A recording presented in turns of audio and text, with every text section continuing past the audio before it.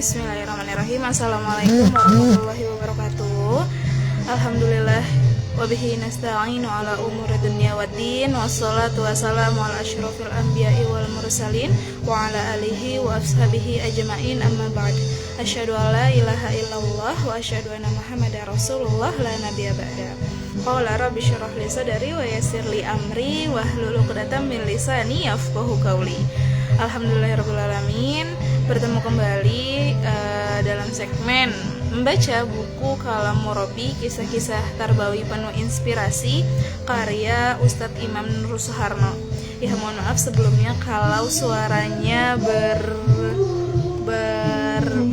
berdampingan gitu ya, bersaut-sautan dengan suara lagu, tapi nggak apa-apa, kita maksimalin karena udah beberapa hari banget ya, udah kayaknya tuh hari Jumat ya, Jumat, Sabtu, Ahad, Senin, ini udah Selasa, 2 hari udah terlewat.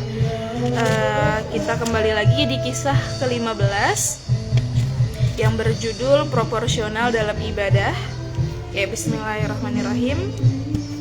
Beribadahlah secara proporsional. Sejatinya ketaatan seorang muslim kepada syariat Allah dan kecintaannya dalam meneladani Nabi Muhammad SAW adalah bukti cintanya kepada Allah. Suatu hari, ada 3 orang sahabat datang ke rumah istri Rasulullah SAW untuk menanyakan perihal ibadah Rasulullah.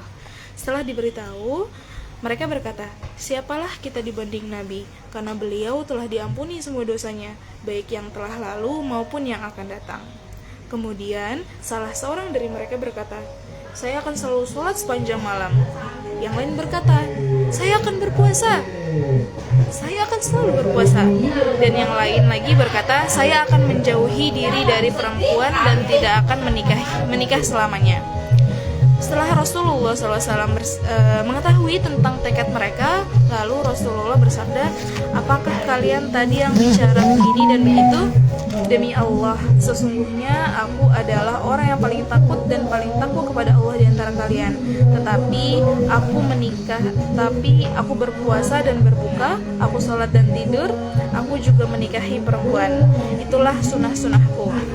Barang siapa yang tidak suka terhadap sunnahku, maka ia bukan termasuk golonganku." Kisah di atas mengajarkan kepada kita bahwa Islam itu mudah dan tidak mengajarkan berlebihan dalam beribadah. Beribadahlah secara proporsional, secara seimbang gitu ya, seimbang. Sejatinya kepatuhan seorang muslim kepada syariat Allah dan kecintaannya dalam mencontoh jejak Rasulullah SAW merupakan bukti cintanya kepada Allah. Sebagaimana Rasulullah SAW bersabda yang artinya, "Hendaklah kalian beramal semampu kalian. Demi Allah, sesungguhnya Allah tidak bosan memberi pahala hingga kalian merasa bosan sendiri jika terlalu memaksakan diri." Hadis riwayat Bukhari dan Muslim. Alaikum ma tutiquna minnal a'mal fa innallaha la yamallu hatta tamallu. Selayaknya seorang muslim beramal dan mengerahkan segala usahanya dalam beribadah, termasuk dalam ketaatan, sebatas kemampuannya. Mastata'tum, semampunya kalian. Allah Subhanahu wa taala berfirman dalam surah At-Taghabun ayat 16, Fattaqullaha mastata'tum, dan bertakwalah kamu kepada Allah menurut kesanggupanmu.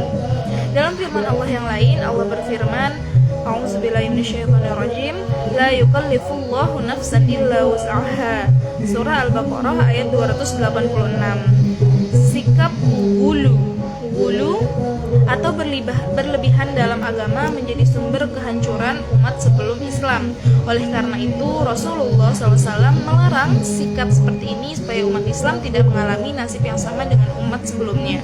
Imam Ahmad dalam musnadnya, An-Nasai dan Ibnu Majah di dalam sunan mereka, dan Al-Hakim dalam mustadraknya meriwayatkan dari Ibnu Abbas radhiyallahu anhu bahwa Nabi Muhammad SAW bersabda, "Iyyakum wa ghuluwa fiddin, fa innama ahlaka man kana qablakumul ghulu fiddin." Jauhilah sikap berlebihan dalam beragama, karena sesungguhnya orang-orang sebelum kalian hancur karena sikap berlebihan dalam agama. Orang-orang sebelum kita yang dimaksud pada hadis ini adalah para penganut agama-agama terdahulu, khususnya ahlul kitab. Lebih khusus lagi, orang-orang Nasrani yang berlebih-lebihan dalam agama sampai di luar batas kebenaran, seperti dijelaskan di atas. Bila dilihat dari latar belakang munculnya asbab al-wurud, hadis ini disampaikan oleh Rasulullah SAW ketika beliau sampai di Muzdalifah ketika haji wada, haji perpisahan. Waktu itu Rasulullah meminta Ibnu Abbas mengembalikan kerikil yang dipakai untuk melempar jumrah Aqabah pada tanggal 10 Zulhijjah di Mina. Setelah mencarikan kerikil seukuran yang biasa dipakai untuk melempar jumrah, Ibnu Abbas menyerahkan kerikil itu kepada Rasulullah. Kemudian beliau bersabda, "Lemparlah seperti orang-orang melempar. Jauhilah sikap berlebihan dalam agama." Sikap berlebihan dalam konteks hadis ini adalah melempar jumrah dengan kerikil-kerikil yang ukurannya lebih besar dari ukuran biasanya, dengan dalih supaya lebih mantap dan lebih puas. Apabila seseorang menjalankan agama sesuai dengan tuntunan sunnah Rasulullah SAW, maka hatinya akan tenang dan lapang. Semakin kuat rasa cinta kepada Rasulullah, maka akan terjalin kuat pula rasa cinta kepada Allah. Dan wujud dari rasa cinta kepada Allah adalah dengan menghidupkan sunnah Rasulullah SAW. Allah berfirman dalam Al-Quran, dalam firman-Nya surah Ali Imran ayat 31, A'udzu billahi minasyaitonir rajim. Qul in kuntum tuhibbunallaha fattabi'uni yuhibbukumullah wa yaghfir lakum dzunubakum wallahu ghafurur rahim. Katakanlah, jika kamu benar-benar mencintai Allah, ikutilah aku. Niscaya Allah mengasihi dan mengampuni dosa-dosamu. Allah Maha Pengampun lagi Maha Penyayang. Ali Imran ayat 31. Semoga Allah membimbing kita kaum muslimin agar dapat menjalankan ibadah secara proporsional dan sesuai dengan tuntunan sunnah Nabiullah SAW. Amin amin ya rabbal alamin.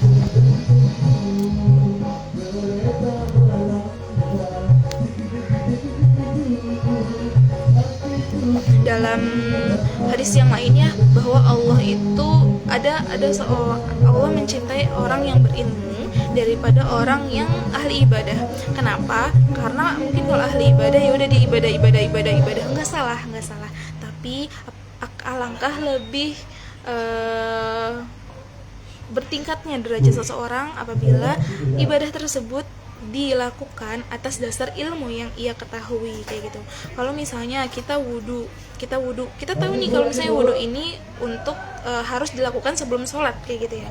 Tapi wudunya salah-salah, nggak sesuai atau tidak tertib, kayak gitu ya, dengan syariat yang telah ada, maka ya udah itu kan akan sia-sia kan. Maka itulah pentingnya ilmu sebelum kita melaksanakan ibadah. Orang yang tidak tahu, belum memahami arti atau terjemahan dari sholat-sholat yang kita lakukan, kayak gitu kan, apa yang kita bacakan itu mungkin ya udah lewat aja,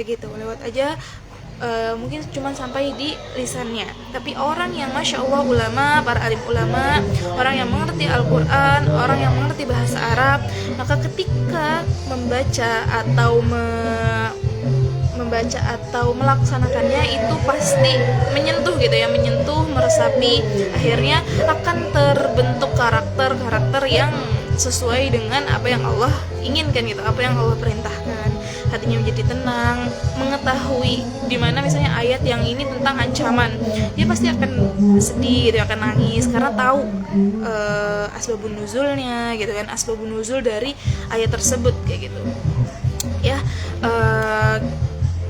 kita lahir di Indonesia gitu ya, yang bahasa Indonesia, tapi bukan berarti kita tidak bisa mempelajari bahasa-bahasa lain termasuk bahasa Al-Quran, yaitu bahasa Arab gitu. Ya semoga Allah mudahkan kita, Allah dekatkan, Allah beri jalan dan hidayah gitu ya, supaya kita bisa melaksanakan ibadah sekaligus menambah ilmu-ilmu agar kita lebih hikmat, lebih meresapi apa yang kita lakukan, apa yang kita laksanakan gitu.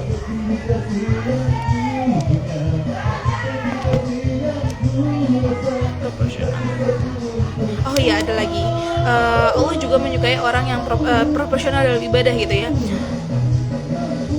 Kita manusia sebagai makhluk sosial gitu.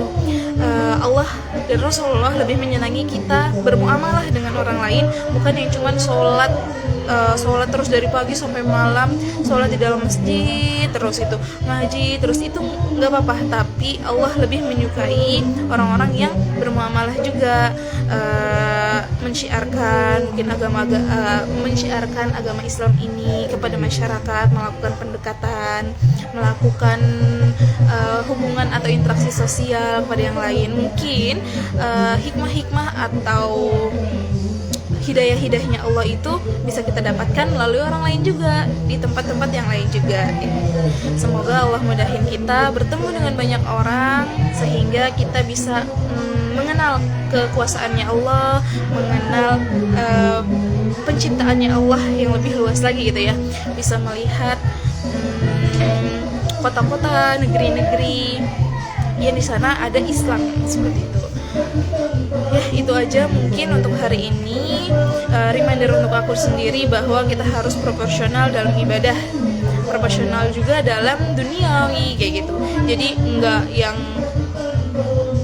ibadah terus gitu, tapi enggak juga yang duniawi terus, kita harus seimbang dalam keduanya seperti itu ya.